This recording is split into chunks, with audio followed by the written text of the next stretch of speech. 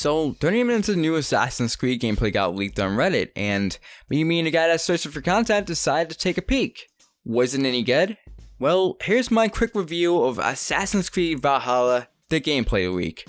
So, starting off, I gotta say this, if you were a person who enjoyed Assassin's Creed Odyssey, this is gonna be the game for you, because unfortunately, Valhalla is in a lot of ways just a reskin of that game in a darker setting, and I mean that both figuratively and quite literally. Now, don't get me wrong, there's nothing wrong with that. I mean, after all, plenty of game franchises do this all the time. But when you market a game as being a much different experience than the previous title, that's where it becomes a problem. And it kind of solves the mystery why Ubisoft hasn't shown any real gameplay of Valhalla. Because, if anything, you can say this game could have been an entire DLC expansion of Odyssey, and quite honestly, it would have made people ask why you would pay $60 for what would be gameplay-wise the same experience. Now, there were a couple of good things I saw. I mean, the UI has been toned down where it isn't a bunch of information in your face that makes it much better for a better cinematic feeling. And Ubisoft added a cinematic horse camera, which is nice touch if you're getting those cinematic shots or you just want to just soak in the world. And the ceiling was by far, I think, this game's saving grace. It really showed off how good this game could look.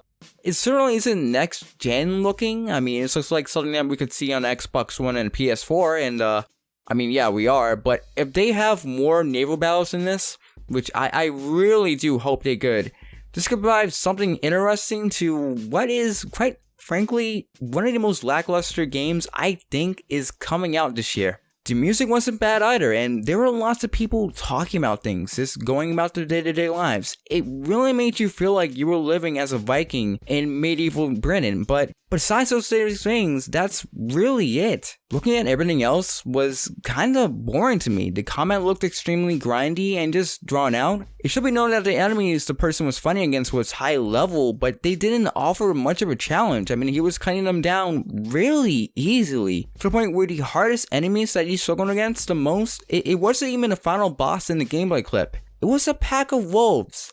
I'm not joking, a pack of wolves were harder to fight against than the final boss, who had a flaming sword. I mean, come on, man, really? And another thing, this game is meant to be a grounded Viking experience. In the clip, Eivor literally kicked a person 6 feet away. I mean, seriously, for a minute I thought I was watching 300 Sparta, and we fought against a guy who had a flaming sword. I mean, come on, man.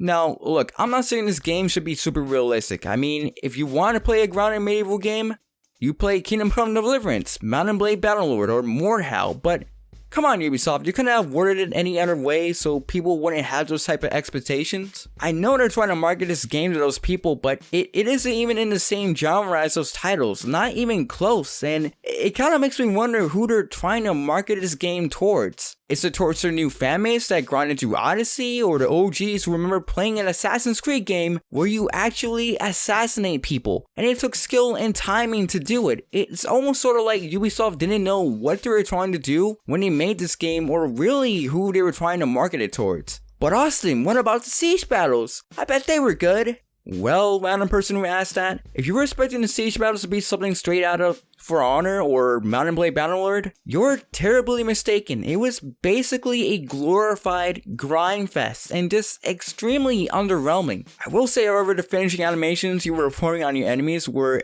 absolutely brutal, guys. I mean, a guy got his head chopped off, so I mean, that was pretty cool. Until I realized this game copied how finishers looked and worked from God of War. And you know, that wouldn't be a problem if I didn't feel like this game already didn't remind me of the previous entry in the series, even down to how the game looks. If I took the leaked gameplay and compared it to Witcher 3, you'd probably say it looks like a darker version of Witcher 3, which isn't necessarily good. It's like Ubisoft spent more time looking at other games and copying from them than actually making the game unique and making it different from Odyssey and the other games out there. Now, based off of what I've seen, the only thing that I would say that can save this game is the story. And oh boy, you know, I can't speak on it too much. I mean, nothing was revealed in the leak, but considering the person playing it was skipping through the dialogue when the final boss was supposed to be giving his dramatic speech, you know, the thing that bosses somewhere along the line do before stuff goes down, and you're supposed to care, that is the best sign of things to come.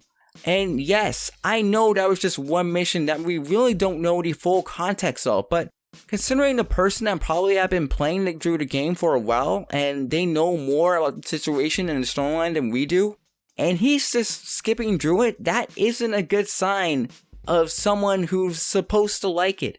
It really seems like someone who's just trying to get through the game, and anyone who's ever played a video game knows that that's the last thing you want to feel while you're playing a video game that you spent $60 on.